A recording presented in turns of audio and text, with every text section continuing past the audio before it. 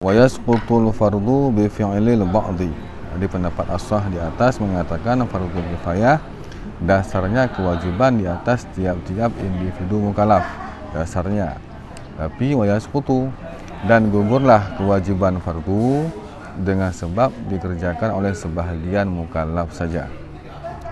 Jadi sebahagian yang kerjakan, walaupun cuma 1-2 orang yang mengerjakan, maka kesemuanya mukallaf bebas daripada tuntutan fardu tersebut. Alasan ashah, di annal maqsuda, karena sesungguhnya tujuan daripada difardukannya sebuah fardu kifayah, kama marra, sebagaimana telah lalu dia nyama, itu husulul fi'li, itu menghasilkan perbuatan. Maksudnya perbuatan tersebut haruslah terrealisasi, ada wujud perbuatan tersebut. Siapapun yang kerjakan terserah, baiklah sebahagian ataupun keseluruhan. Jadi sebahagian saja ya sudah gugur. La ibtila'u kulli mukallafin bihi, bukanlah tujuan daripada memfardukan sebuah fardu kifayah itu ialah membebani tiap-tiap mukallaf dengannya fardu kifayah, bukan. Jadi tujuannya perbuatan harus wujud, perbuatan harus terrealisasi dengan baik. Itu tujuannya. Baiklah dikerjakan oleh sebahagian, tidak masalah.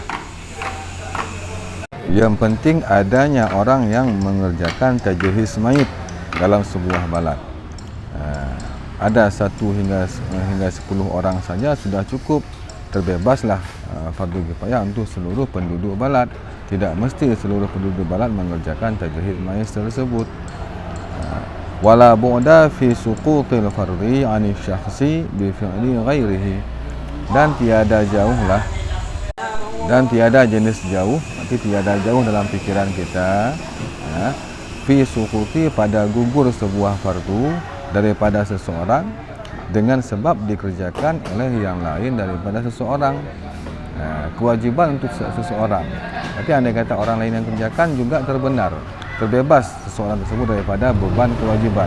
Contohnya saja, kasuqutid daini anhu bi adai ghairihi anhu, seperti contoh gugurnya kewajiban membayar utang daripada seseorang. Yang wajib bayarkan dia karena dia yang berutang, maka dia yang wajib, tapi dengan sebab ditunaikan oleh lainnya seseorang untuk seseorang, orang lain yang membayarkan hutang kita walaupun tanpa sepengetahuan kita.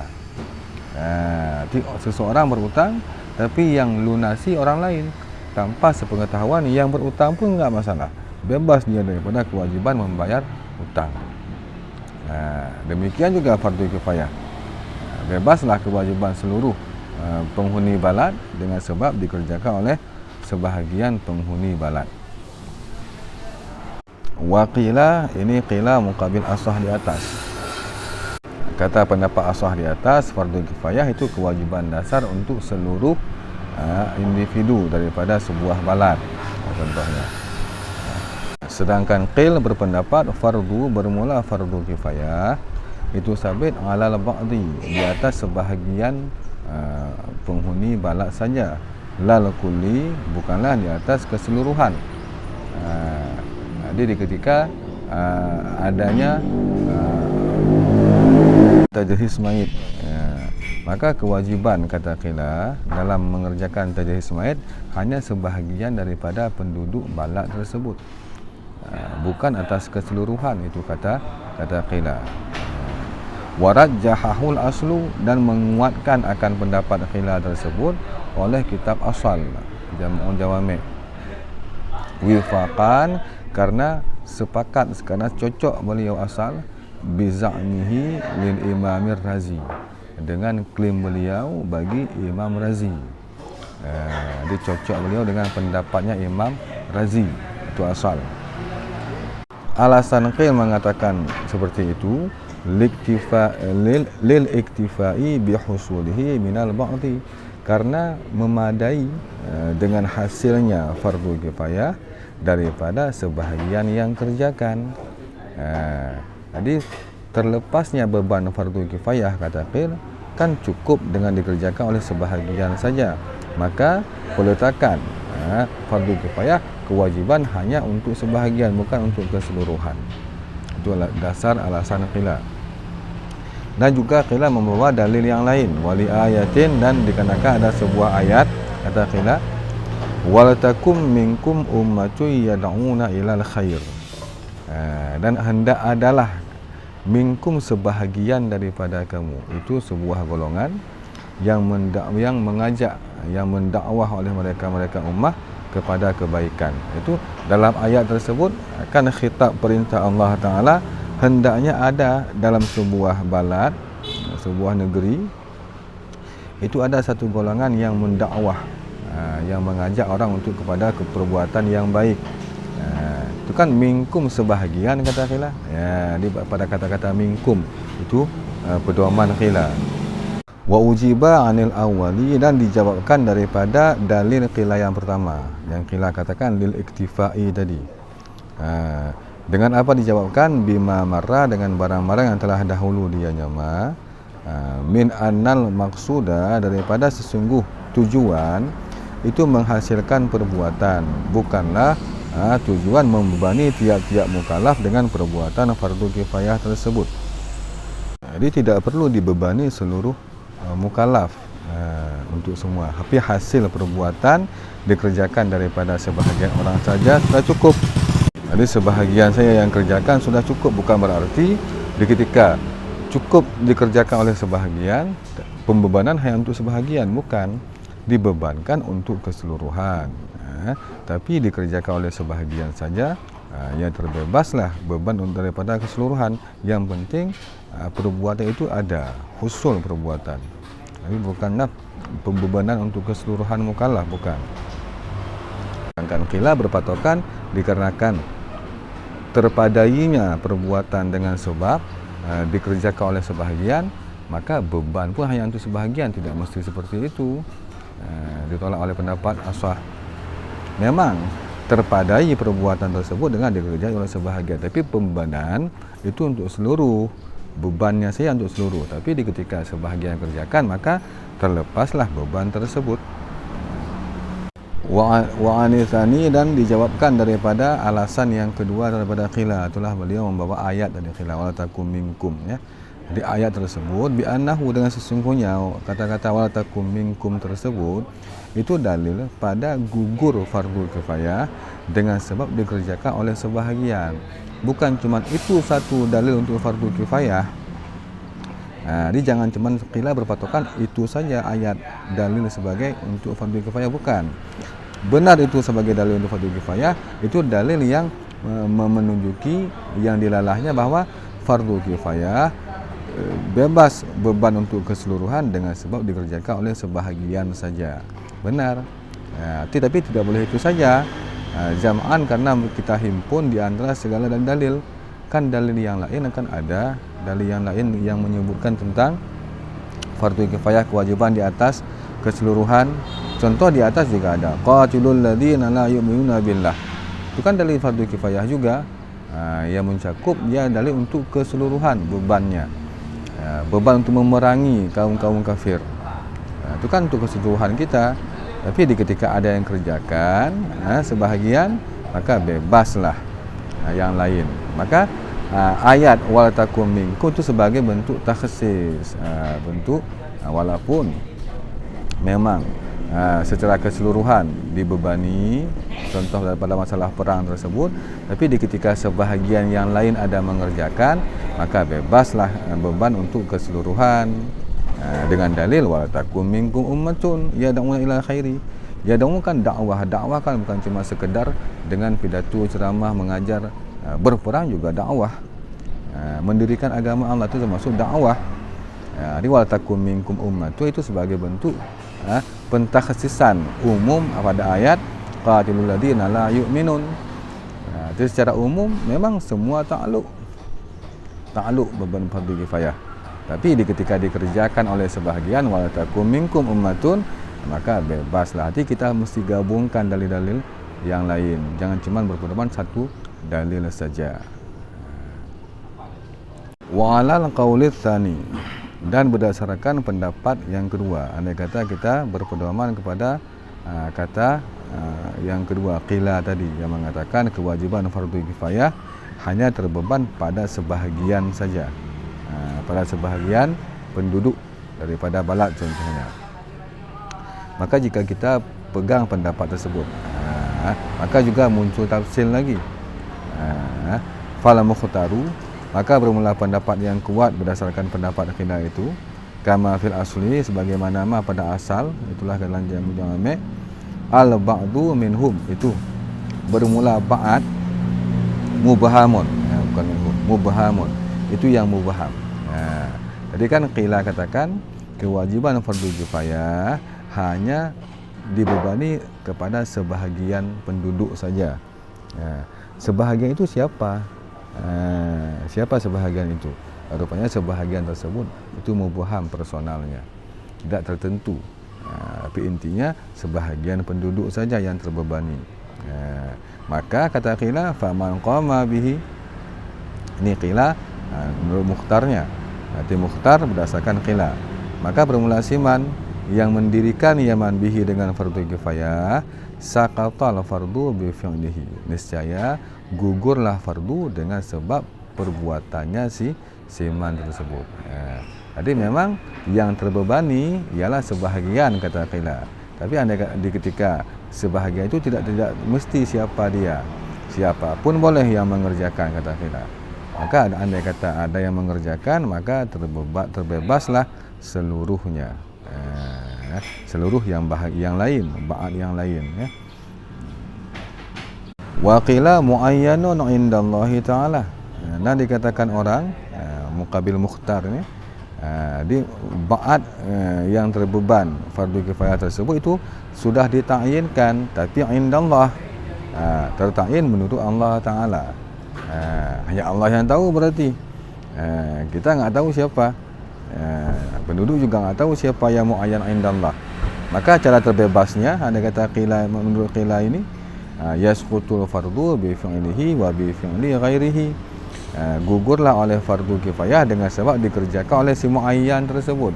Anda kata pas seperti muayyan indallah yang mengerjakannya, maka gugur. Dan juga bi fi'li ghairihi, dan dengan sebab dikerjakan oleh yang lain daripada si muayyan. Jadi berputar-putar situ-situ juga sebenarnya. Makanya asah mentarjihkan pendapat yang di atas tadi, ya. Karena ujung-ujungnya kan sama juga. Intinya dikerjakan sebahagian, gugur kewajiban untuk semua. Itu intinya. Makanya qila agak ribut. Jadi mending seperti yang asah katakan tadi. Al-asah annahu 'alal kull wa yasqutu bi fi'li ba'd. Titik, selesai. Jadi qila katakan muayyan indallah. Andai kata dikerjakan oleh si muayyan tersebut, bebaslah fardu kifayahnya. Andai kata dikerjakan oleh si lain muayyan, juga bebas juga. Kasuqutid daini fima marra, sebagai contoh umpamanya gugur utang pada barang-barang yang telah lalu, ya barang. Jadi kewajiban untuk membayar utang itu kan sudah muayyan. Muayyan ialah orang yang berutang, sudah pasti itu muayyan. Dia yang mengutang, dia yang wajib bayar utang. Tapi ketika dilunasi oleh orang lain kan bebas juga. Itu kata qila. Wa qila, ini wa qila masih muqabil mukhtar juga ni. Wa qila bermula ba'ad itu muayyan. Kadzalika, apa kadzalika indallah juga, muayyan indallah. Siapakah si ba'ad yang muayyan indallah? Wa huwa man qama bihi, dan bermula dia si muayyan indallah itulah siman yang mendirikan yaman dengan fardu kifayah. Jadi siapapun yang kerjakan, dialah muayyan indallah. Itu kata qila. Jadi kita tidak mematok juga, tidak menentukan siapa muayyan, karena memang kita tidak mungkin kita ketahui siapa muayyan indallah. Jadi siapapun yang kerja, berarti dialah muayyan indallah menurut qila ini. Alasan qila li suqutihi bi fi'lihi, karena gugurnya fardu kifayah dengan sebab dikerjakan oleh siman tersebut. Kemudian midaruhu 'ala dhanni, bermula putaran nya fardu kifayah itu sabit di atas dhan. Maksudnya seperti ini. Fa'ala qaulil kulli, maka berdasarkan di atas pendapat kul, maksud pendapat kul, pendapat ashah yang mengatakan fardu kifayah dibebankan kewajiban atas seluruhnya walaupun gugur dengan sebab dikerjakan oleh sebahagian. Maka berdasarkan di atas qaul kul, pendapat ashah, man dhanna anna ghairahu fa'alahu au yaf'iluhu saqata anhu. Bermula siman yang mendan Yaman, yang mendan Yaman akan sesungguh selain Yaman itu telah mengerjakan Yaman akannya fardu kifayah. Nanti anda kata kita ini ada satu kejadian, contohnya ialah meninggal seseorang, kan kewajiban untuk seluruh penduduk kampung ataupun banat untuk mengerjakan fardu kifayah. Kita tidak kerjakan, kita tidak ikut andil dalam mengerjakan fardu kifayah, dan dalam dhan kita orang lain sudah mengerjakan tajhiz mayat tersebut. Au yaf'ilhu, ataupun selagi akan dikerjakan ya saghir akannya fardu kifayah. Dalam sangkaan kita tidak kerjakan memang, tapi dalam sangkaan kita akan ada orang lain yang mengerjakannya. Jika seperti itu yang kita dhan, saqata, niscaya gugurlah fardu kifayah daripada siman, maka kita pun bebas daripada beban fardu kifayah. Yang penting kita ada dhan. Jadi supaya kita terlepas daripada beban fardu kifayah, maka kita wajib untuk mendhankan bahawa adanya orang yang kerja ataupun akan ada orang kerja. Jika tidak, waman la fala, dan bermula siman yang tiada mendhan yang akan demikian, maka tiada terbebaslah, tiada gugur fardu daripadanya, maka dia termasuk orang yang masih dibebani fardu kifayah. Jadi mesti kita dhan supaya kita terlepas. Dan memang kenyataan memang ada orang lain, tapi jangan sampai kasusnya penduduk hanya 2 orang, 1 orang meninggal, yang tinggal 1 orang, kan memang sudah pasti dia yang mesti wajib kerjakan. Bagaimana dia menerangkan akan datang orang lain, tidak ada orang lain? Itu sudah muayyan, sudah tertayin. Wala qaulil ba'di, dan berdasarkan di atas pendapat yang mengatakan ba'd, itulah qila tadi, bermula man yang mendhan Yaman anna ghairahu akan sesungguh selain Yaman itu lam yaf'alhu, itu belum mengerjakan ianya selain akannya perbuatan fardu kifayah. Kita tidak kerjakan, dalam sangkaan kita orang lain pun belum mengerjakan. Wala yaf'aluhu, dan tiada mengerjakan ianya syaghir akannya fardu kifayah. Sekarang pun belum dikerjakan juga. Jadi anda kata kita berprasangka mendhan bahawa belum dikerjakan fardu kifayah ataupun sekarang pun belum dikerjakan, la nafi hal, la nafi madhi, niscaya wajiblah dia fardu kifayah atasnya seseorang, maka wajib dia kerjakan, wajib bersegera dia untuk kerjakan supaya terbebas daripada dosa. Wa man la fala, dan bermula siman yang tiada mendhan demikian, niscaya maka tiada wajib dia kerjakan. Itu kata qilah.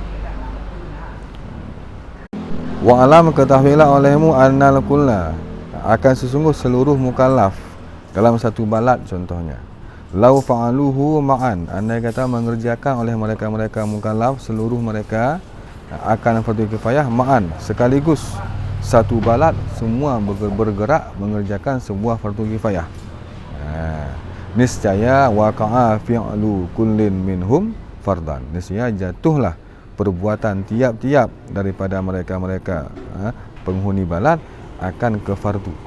Itu semua mendapat pahala fardu. Ada kata serentak mereka kerjakan semua. Au murattaban, ataupun mereka kerjakan bukan ma'an, murattaban, dengan secara tertib, tidak sekaligus kerja, berkelompok. Fakadzalika, maka demikian juga. Apa demikian juga mereka mendapat pahala fardu. Dapat juga pahala fardu. Wa in saqatal jarhu bil awwalina, walaupun gugurlah dosa dengan sebab dikerjakan oleh golongan yang pertama. Ketika contoh yang murattaban, di golongan pertama kerja itu sudah bebas seluruh penghuni daripada dosa. Golongan kedua, ketiga, keempat mereka kerjakan itu bukan untuk melepaskan beban kewajiban lagi, walaupun bukan, tapi juga tetap mendapat mereka pahala fardu. Namun demikian, in hasalal maqsudu bitamamihi, jika hasilnya oleh maksud dengan sempurnanya maksud. Contoh seperti memandikan mayit. Sudah sempurna mayit dimandikan, sudah sempurna, sudah sah, oleh dikerjakan oleh satu golongan. Kemudian dikerjakan oleh golongan yang kedua, itu tidak perlu lagi. Lam yaqa, niscaya tiada jatuhlah oleh yang selain golongan pertama akan fardu. Dia andai kata jenazah sudah dimandikan, sudah sempurna dimandikan oleh 10 orang contohnya. Kemudian bangun 10 orang lagi memandikan sekali lagi. Nanti pemandian kali yang kedua itu tidak jatuh sebagai fardu, tapi jatuh sebagai sunat karena yang pertama sudah sempurna. Jadi mafhumnya andai kata dikerjakan secara berkelompok-kelompok secara tertib, baru mereka semua mendapat pahala fardu jika pengerjaannya ialah kelompok pertama belum sempurna, dikerjakan kelompok kedua belum sempurna juga, ketiga, keempat hingga yang terakhir baru sempurna, maka semua mendapat pahala fardu.